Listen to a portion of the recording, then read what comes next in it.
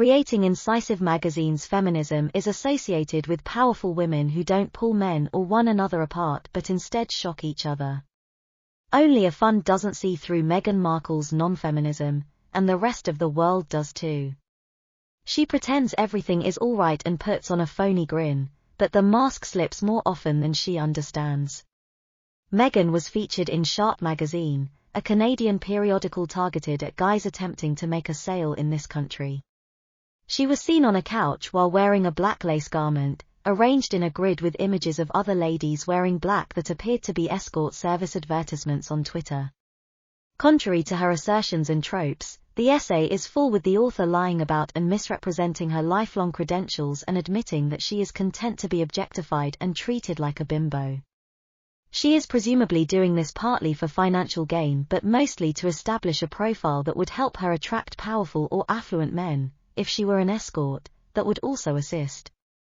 Although Meghan Markle likes to think of herself as a feminist girl boss, there is a harsh irony to her routine about empowering women given that, according to Valentine Low, she has a strong history of undermining them.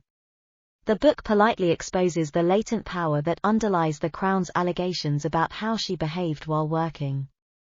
A staff member described Royal as a narcissistic psychopath because of how awful she was. Oddly enough, many of the staff members who came forward were women with weak charges. In front of the rest of the crew, Meghan was extremely rude to a young female employee. She informed Meghan it would be impossible to come up with an alternate strategy at such short notice after Meghan publicly tore her to shreds over the plan she had put up. "Don't worry, if there was genuinely anybody else I could ask to do this, I would be asking them instead of you," the Duchess of Drury answered. Prince William was aware of the exchange and went to reassure the employee by telling her that she was doing a fantastic job. She allegedly started crying. Such claims are puzzling considering that Meghan was a woman who, in the novel, aspired to be Britain's Beyoncé. There are a lot of broken people, according to another source. Their actions broke up young women. This employee claims that the misbehavior utterly damaged one of the co-workers. Another co-worker who shared their resentment said that they were thinking about moving and that the pair were terrible bullies to another co-worker.